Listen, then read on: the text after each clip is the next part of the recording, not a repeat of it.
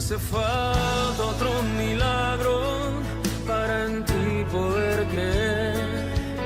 Tan solo el milagro de volver a nacer fue suficiente para yo caer rendido a tus pies y enamorarme del Dios que me creó para amarme.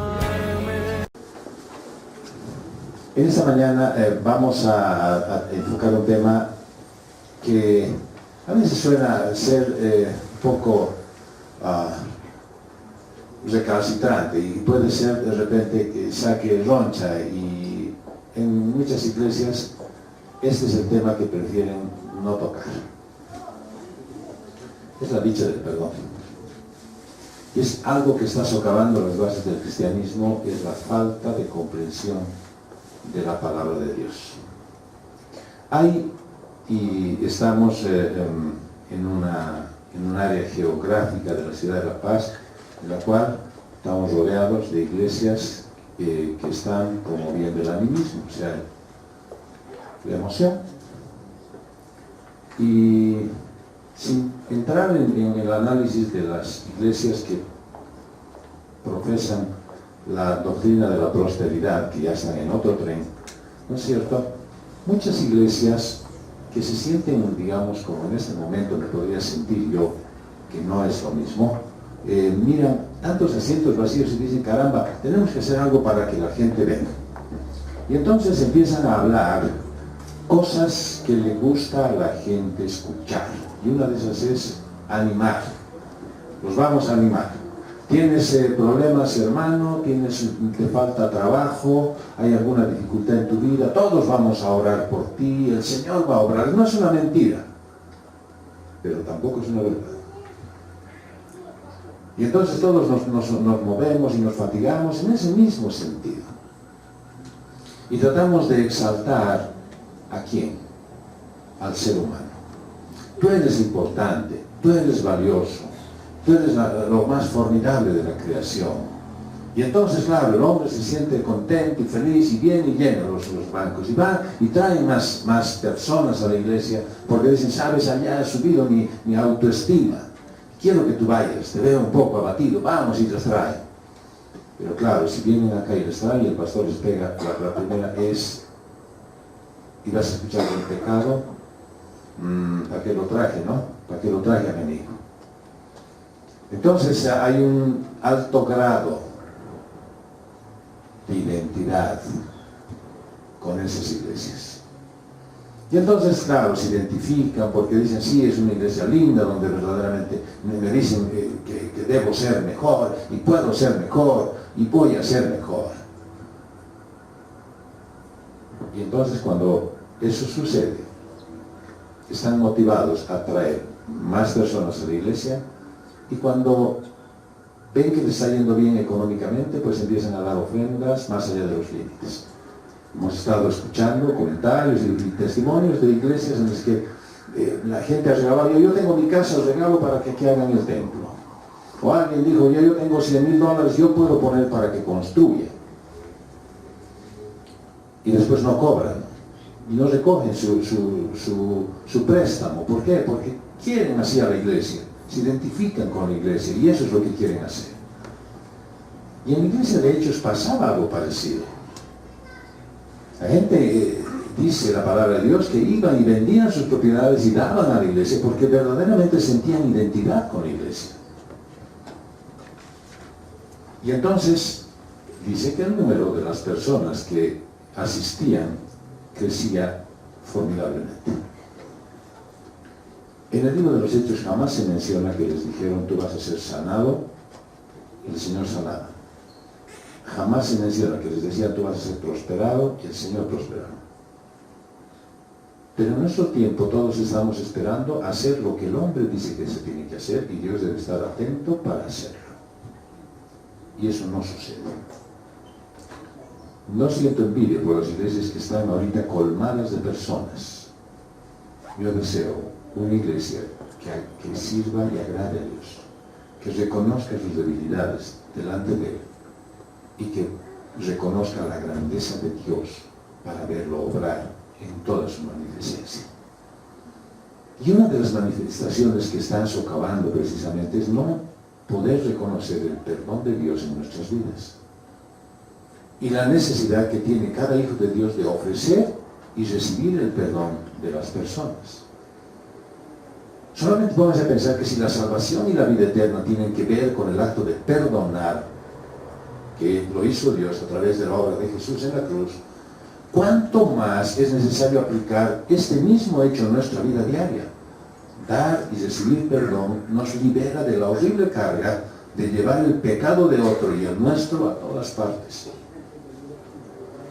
Veamos cómo el Salmo 32 nos va a mostrar la grandeza del perdón de Dios para nuestras vidas y el inmenso beneficio que trae en nuestras relaciones personales. Vamos a encomendar este tiempo. Señor, abrimos tu libro porque deseamos que tú nos hables. Probablemente yo tenga algunas ideas, Señor. Quisiera solamente que estén sometidas a tu voluntad. Quisiera expresar hoy día solamente las ideas, los conceptos, los principios y los mandatos que tú tienes para tu pueblo. Oramos por la comunidad cristiana de Restauración, Señor, porque queremos que todos tus hijos aquí reunidos, los que tú los has congregado en este lugar, entiendan cada vez mejor lo que tú quieres para sus vidas y que puedan aplicar eso, Señor, con plenitud en cada circunstancia que se vaya a presentar. Gracias te damos, Señor, por permitirnos estar esta mañana aquí y poder escuchar lo que tú tienes para nosotros. Te damos gracias en el nombre de Jesús. Amén. El primer punto de esta mañana es perdonar y ser perdonado trae felicidad extrema. Vean solamente el verso 1 y 2 del Salmo 32. Dichoso aquel a quien se le perdonan sus transgresiones, a quien se le borran sus pecados, dichoso aquel a quien el Señor no toma en cuenta su maldad y en cuyo espíritu no hay engaño. Provoca gran gozo saber cuánto nos ha perdonado el Señor. Realmente nos puede llenar de mucha satisfacción saber que nos ha librado de algo que nosotros por nosotros mismos no podemos anular. Eso nos puede dar una gran satisfacción. Es como, para ponerlo en un sentido muy práctico y común, es como tener una gran deuda imposible de pagar y que de pronto viene y es cancelada por otro. Apreciar la inmensidad de la falta perdonada, apreciar que lo que teníamos nosotros es algo completamente inmenso, nos da paz y genera agradecimiento. Saber que el Señor ha obrado en algo de lo que nosotros no teníamos ni la menor posibilidad de poder librarnos. El saber y reconocer que nuestra vida, por mucho que haya tenido satisfacciones, alegrías, lejos y apartada de Dios, no tiene sentido. Y hacer y reconocer que es Él el que nos ha tomado la iniciativa de traernos, eso nos hace descubrir la inmensidad de la obra de Dios. Y ese mismo resultado logras alcanzar cuando perdonas a quien te ha lastimado. Nosotros éramos ofensores de Dios. Nosotros estábamos insistiendo en lastimar el corazón de Dios. Y Él no consideró eso, sino que nos perdonó y nos trajo a su lado.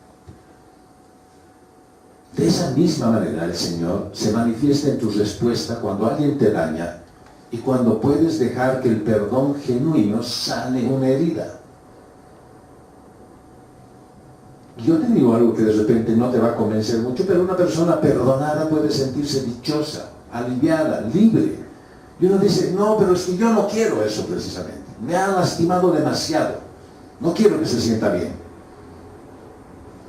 No le voy a volver a hablar, pero tampoco lo voy a perdonar. Hermano, si tu condición de pecado te hacía enemigo de Dios, y Él no tomó en cuenta eso y te perdonó incondicionalmente, ¿por qué es una práctica común el no perdonar? o tan igual a eso, el perdonar a medias. ¿Por qué no podemos nosotros poner en consideración que lo que yo merecía era el castigo eterno? Y sin embargo, el Señor me trajo a su lado para poder yo disfrutar de las ventajas de estar con Él.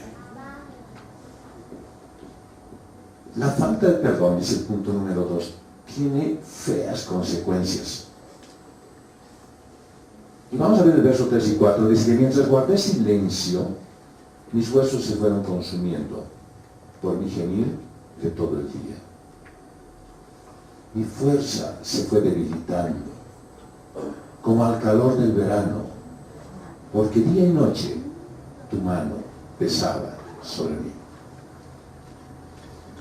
El escritor de los Proverbios dijo en el capítulo 28, verso 13, el que encubre sus pecados no prosperará, mas el que los confiesa y se aparta alcanzará misericordia. Alcanzar misericordia es ser dichoso, es ser bienaventurado.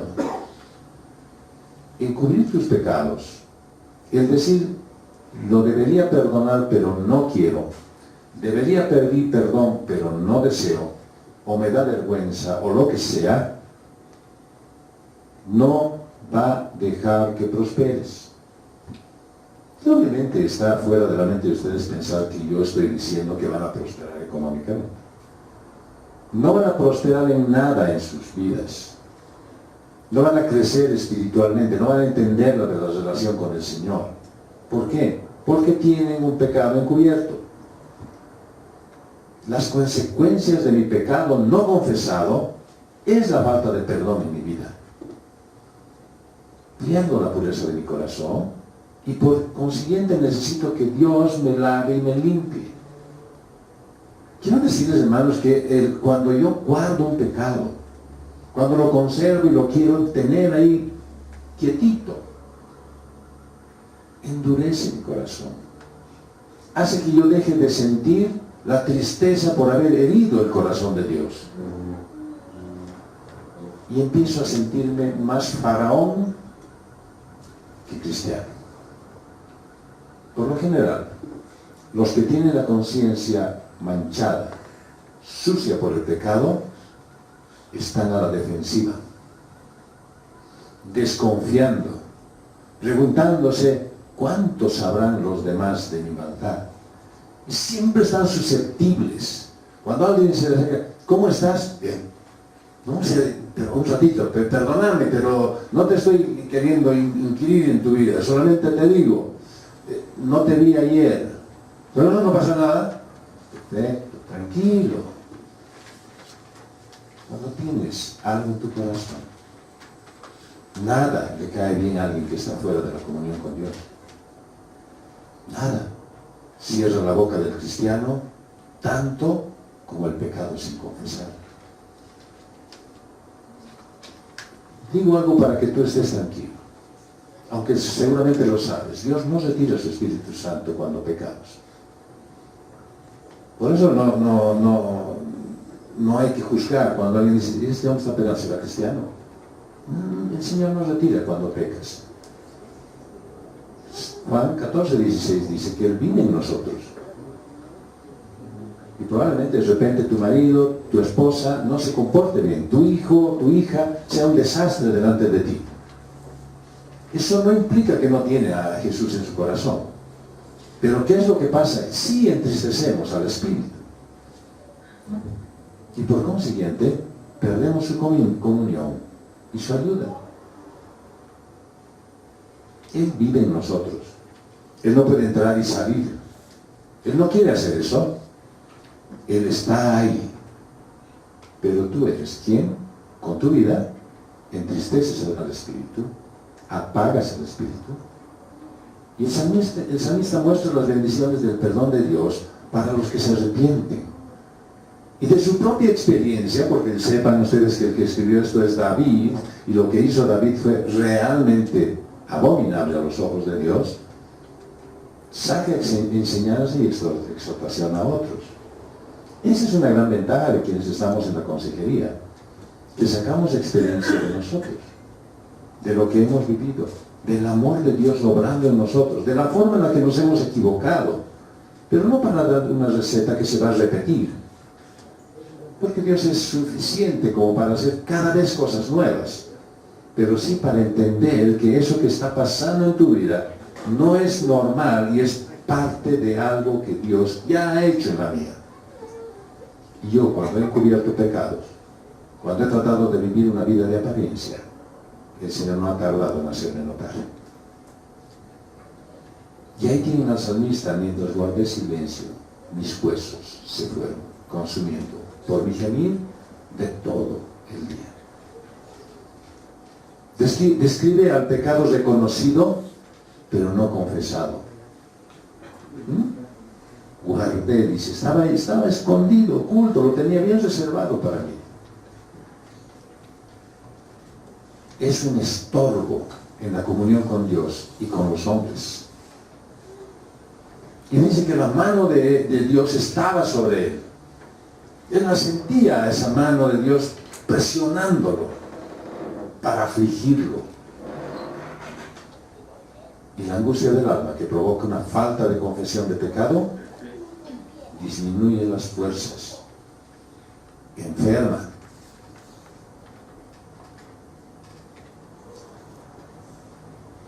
Advertí por si acaso a nuestro hermano Fernando que iba a hablar de que los pecados producen enfermedad. Ahora no lo juzguen porque esté enfermo. Algunas personas acuden al médico para atender sus síntomas, pero en realidad deberían acudir al Señor para que se haga cargo de sus pecados perdonados. No perdonados, perdón. Esto no significa que toda enfermedad se debe al pecado, pero sí significa que el pecado sin confesar va a causar aflicción física. Acá hay muchas personas que están relacionadas a la medicina y a la ciencia, así es que no puedo correr el riesgo de decir cosas que de repente no pueda sostener. Y claro, o sea, dentro de mi propio estilo, ¿no es cierto?, y recurriendo a ayuda en la que puedo confiar, saqué una lista de pecados que producen enfermedades. Y claro, me saqué 10 copiecitas, por si acaso, si a alguno le pega la curiosidad, pueden pedirlas. La ira y el enojo te puede producir arritmias. Y ahí está la explicación de cómo, ¿ya? Arritmias, daños hepáticos, dolores musculares, diarrea, gastritis, dermatitis. La falta de fe, la ansiedad, problemas cardíacos, diabetes del tipo 2, problemas gastrointestinales, debilita el sistema inmunitario, envejecimiento de la piel, digo acelerado, ¿no? Cuidado, mira el pastor, ya qué pecado tendrá, mira, ya está medio. No. Daños neurológicos, cuidado, si no todos van a querer ir al que se llama, al cirujano a hacer una estirada para que no se note mi pecado, ¿no? Insomnio, problemas osteomusculares, problemas sexuales y problemas respiratorios. El rencor y la venganza también tienen su dosis. Va sobre las hormonas. La lujuria produce problemas de transmisión sexual. El orgullo, dolor de rodillas. Claro, nadie quiere doblar rodillas cuando es orgulloso, ¿no? La culpa, la falta de aceptación de uno mismo, hígado, páncreas, espalda, y la madre de las enfermedades, el estrés. ¿Qué es un pecado? Que afecta a la presión, a la piel, a los trastornos menstruales, al dolor de estómago, enfermedades y padecimientos psicológicos. El sistema inmunológico es afectado, hay trastornos sexuales y hay migrañas y dolores de cabeza. Todo esto está explicado científicamente por qué y cómo el cuerpo reacciona ante el pecado. Hermanos, no fuiste hecho de goma, fuiste hecho por Dios. Y cuando estás en pecado, el Señor te lo muestra. Cuando estás en pecado, y estoy hablando, no todos los que están enfermos están necesariamente en pecado. Pero a mí me duele la espalda cada vez que tengo falta de fe. Se cae mi fe y me viene un dolor de espalda. El parche de león es bueno, pero mejor es que confíes en mi pecado. Se los garantizo. Bueno, el pastor dice eso, pero ¿de dónde se habrá sacado? Deuteronomio 28, 58 al 61 dice: si no cuidares de poner por obra, bien, ¿no? Empieza el Señor dando una muy linda advertencia.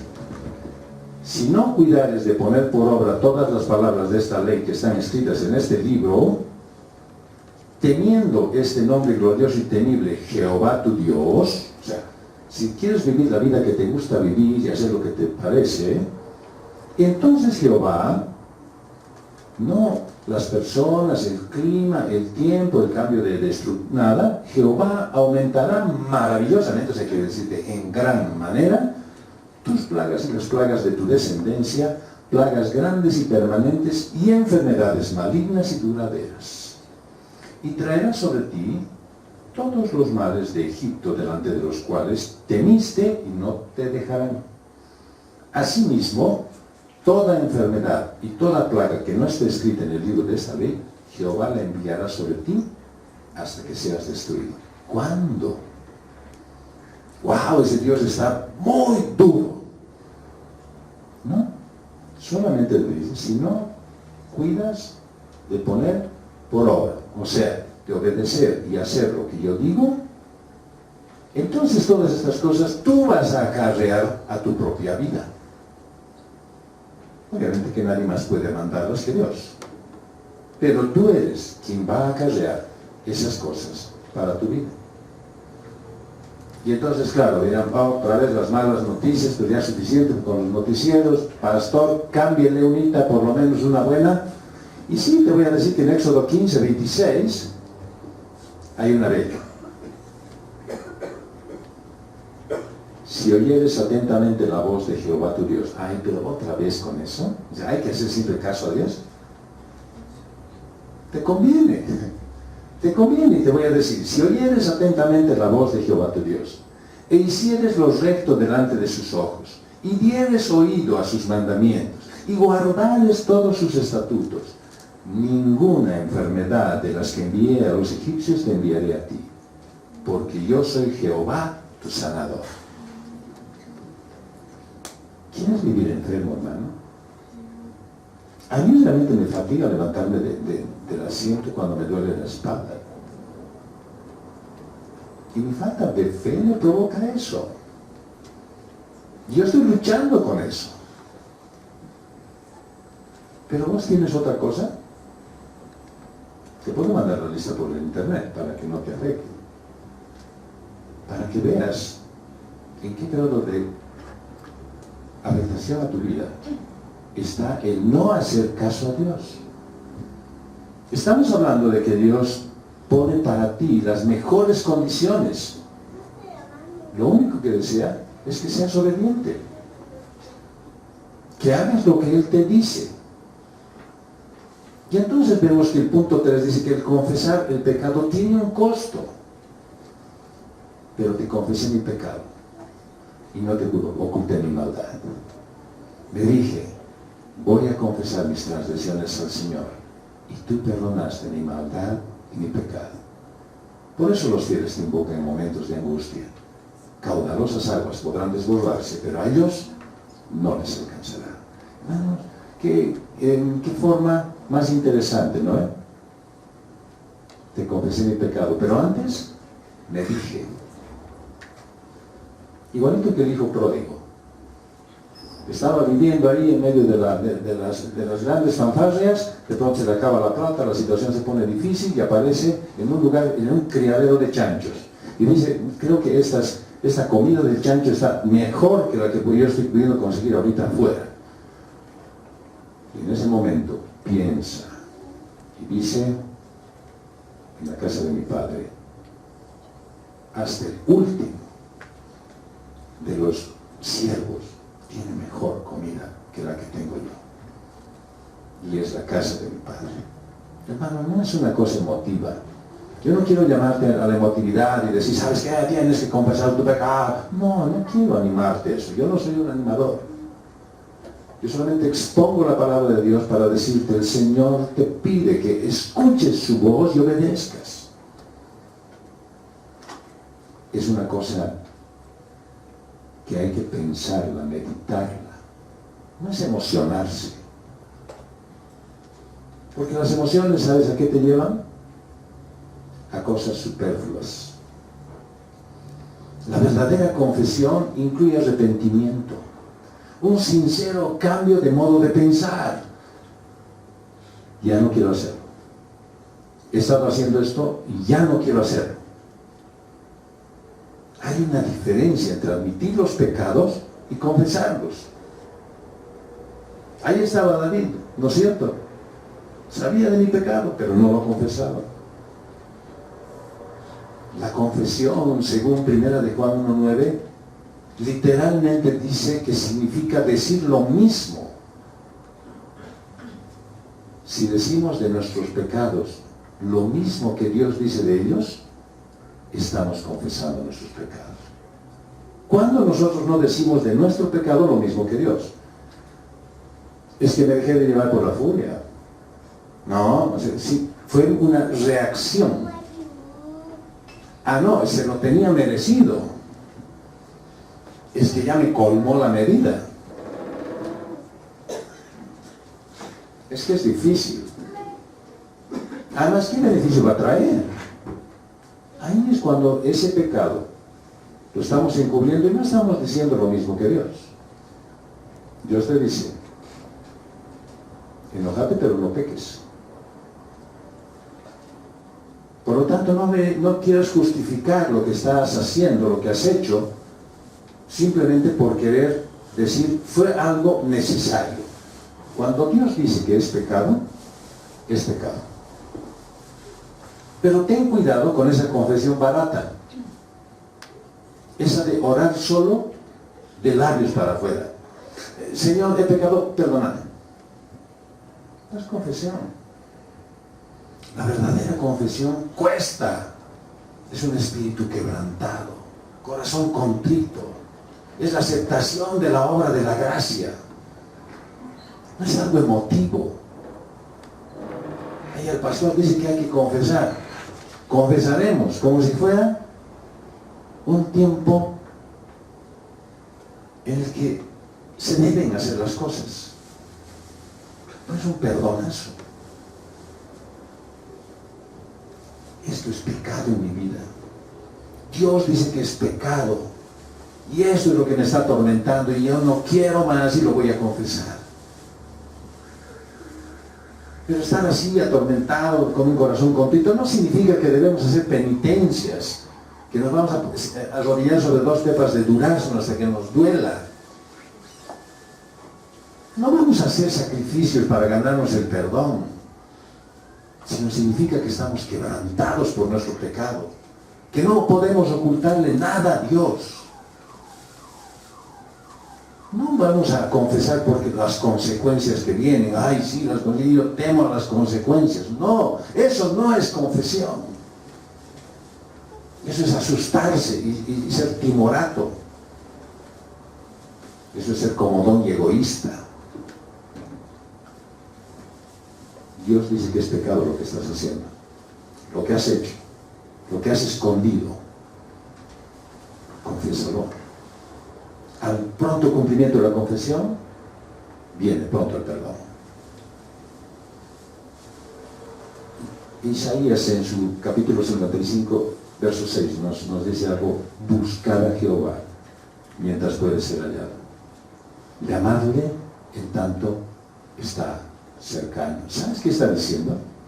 No está diciendo que ahí sí está Dios y por si acaso cuidado agarrarlo antes de que se vaya. Antes de que tu corazón se endurezca, antes de que a ti te parezca cómodo convivir con el pecado, antes de que tu pecado sea tan grande, más grande que tu conciencia, y ni siquiera ya puedas reconocerlo, te está diciendo que hagas lo imposible por, en este minuto, reconocer tu pecado y presentárselo delante de Dios en confesión.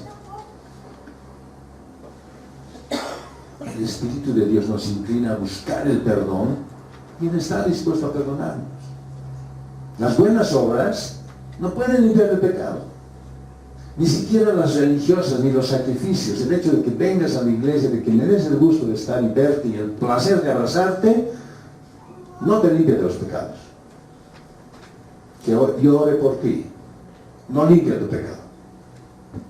Solo la sangre de Jesucristo puede limpiar los pecados. Pero hermanos queridos, el perdón no es algo barato. Costó la vida de Jesucristo. Y recibimos el perdón debido a lo que Él ha hecho. No debido a nuestras oraciones, nuestras lágrimas, lamentos o gritos. Dios está dispuesto a borrar nuestros pecados y limpiarnos completamente. Y el alto costo debería hacernos detestar el pecado y alejarnos de él. Dios no nos perdona porque lo lamentemos, ni porque oremos. Nos perdona cuando confesamos nuestros pecados debido a que Él es fiel y justo, fiel a su promesa, y justo en cuanto a la obra de la cruz. Hay un terrible problema, que si el creyente permite que el pecado se acumule, Dios va a tener que intervenir y disciplinarlo. Querido hermano, no es tan simple como para decir: voy a dejar nomás que mis pecados vayan tomando cuerpo. Total, son mi caja de ahorro de pecados. Cuando alguna vez me falte uno, tomo de ahí. El Señor ha dicho que Él no va a dejar la obra que Él mismo ha empezado en ti, no la va a dejar inconclusa. E inconclusa significa que tú no vas a entrar y te vas a presentar delante de Él con todo tu pecado, con toda tu carga de pecados. No va a pasar eso. Él aquí te va a corregir. Pregúntenmelo a mí. Él aquí te va a corregir. Y se va a tomar el trabajo de llevar personas, cosas, enfermedades, situaciones, circunstancias, para llamar tu atención y decirte: hijo, hija, confesa tu pecado. ¿Por qué? Porque hay un resultado de vivir el perdón. El verso 7 al 9 dice: tú eres mi refugio. Tú me protegerás del peligro y me rodearás con cánticos de liberación. El Señor dice: yo te instruiré, yo te mostraré el camino que debes seguir, yo te daré consejos y velaré por ti. ¿Qué más quieres? No seas como el mulo o el caballo, que no tienen discernimiento y cuyo brío hay que tomar con brida y con freno para acercarnos a ti. Qué maravillosa forma de decir David: ¿sabes qué, Señor? Ya no temo más, porque Dios, tú eres mi refugio. Que vengan los problemas, no tengo temor. Fui capaz de confesar mis pecados. Está seguro de la promesa de tener dirección divina, sus ojos vigilando y dirigiendo nuestro camino. Solo pónganse a pensar en lo que hizo David. Y tú dirías: pero lo mío es más libre, más chiquitito. Nada que ver con David. David se ha cargado a la mujer ajena y encima la vida del marido. Oh, eso sí es grave. Lo mío no es tanto. Solo aborrezco a alguien. Solo no quiero saludar. Es más, quisiera que no venga. Ojalá, cuando nos trasladamos, pastor, y no le den la dirección.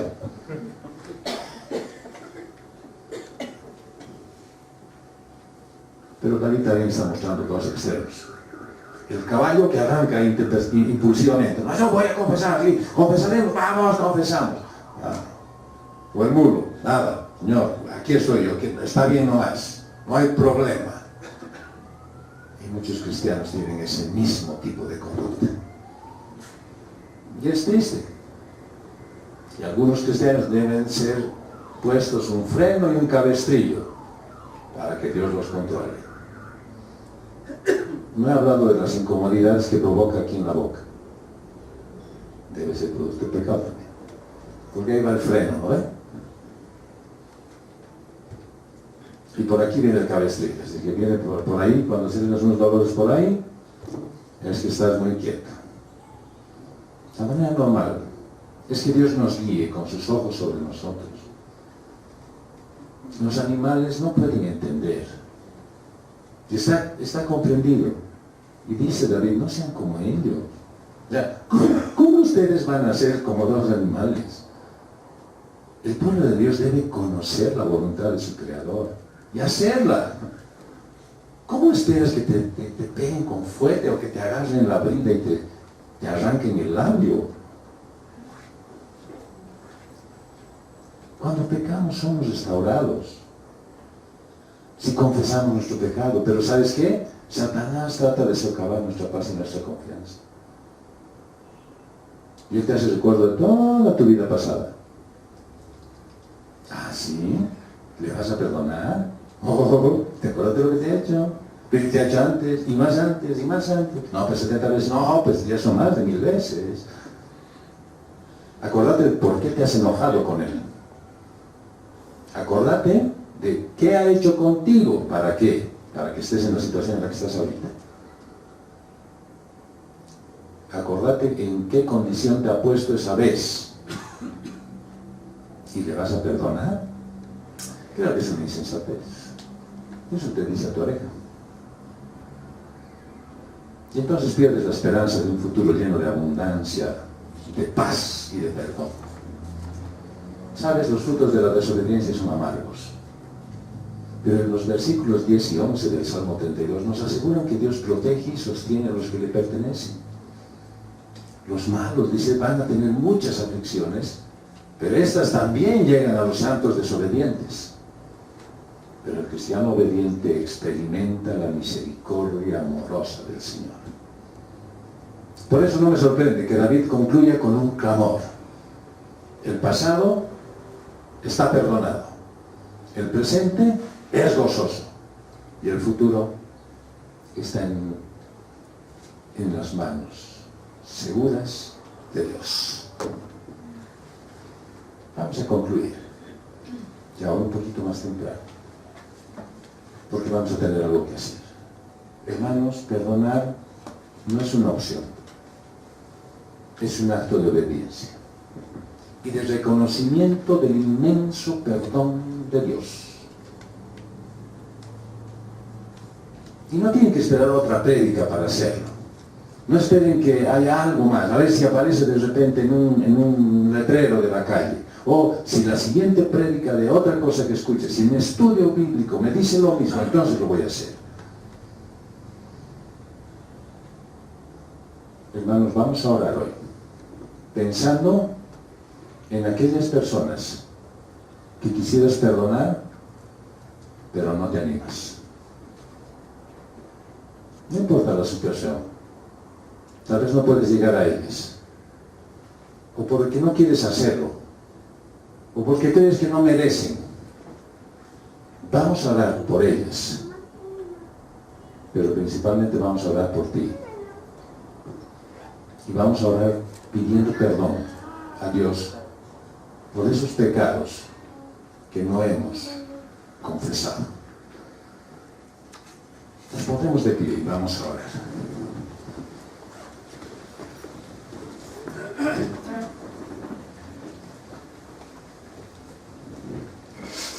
Amado Dios, delante de ti no tenemos nada que esconder. Tú conoces las causas, razones y justificativos que hemos puesto, Señor, para que nuestra vida no esté acorde a tu palabra. Tú, Señor, conoces cada uno de nuestros cabellos, el número de ellos, y nuestros pensamientos y la calidad de cada uno de ellos. Y queremos pedirte perdón, Señor, porque tenemos pecados que no hemos confesado. Porque los hemos minimizado al extremo de pensar que no son tan graves. Y de repente nos has magnificado, Señor, en algunas enfermedades. Nos has mostrado en situaciones personales y nosotros ni así estamos queriendo hacer caso. Perdón, Señor. Queremos también alargar este perdón, Señor, a todas aquellas personas de las cuales hemos recibido maltrato, injusticia. Hemos sido dañados de alguna manera. Y por alguna razón o circunstancia no hemos podido perdonarlos. Te pedimos perdón por ellos. Y te pedimos, Señor, que tú bendigas sus vidas y perdones todas las cosas que ellos nos han hecho. Porque deseamos tener una buena comunión contigo. Porque deseamos que esta semana que comience, nuestra vida también sea modificada y transformada por tu Espíritu, a través de una vida que va tomando sentido en base a la guía y la dirección de tu palabra. Señor, no queremos ser parte del grueso número de personas que se justifican, sino queremos ser del pequeño número de hijos tuyos que reconocen su pecado, que lo confiesan y se arrepienten. Señor, lávanos, límpianos de toda maldad, danos la posibilidad de vivir una vida intensamente linda a tu lado, que podamos disfrutar cada momento en que nos reunimos como congregación, que disfrutemos, Señor, cuando veamos que alguien necesita ayuda y tú te manifiestas a su vida, que gocemos cuando reciben bendiciones tuyas, Señor, y te agradecen. Y si el signo de agradecimiento es que siguen fervientes contigo, Señor. Señor, te damos gracias por todo lo que has hecho en nuestras vidas y te pedimos perdón por lo que no hemos hecho bien. En el nombre de Jesús. Fue una realización de Comunidad Cristiana de Restauración.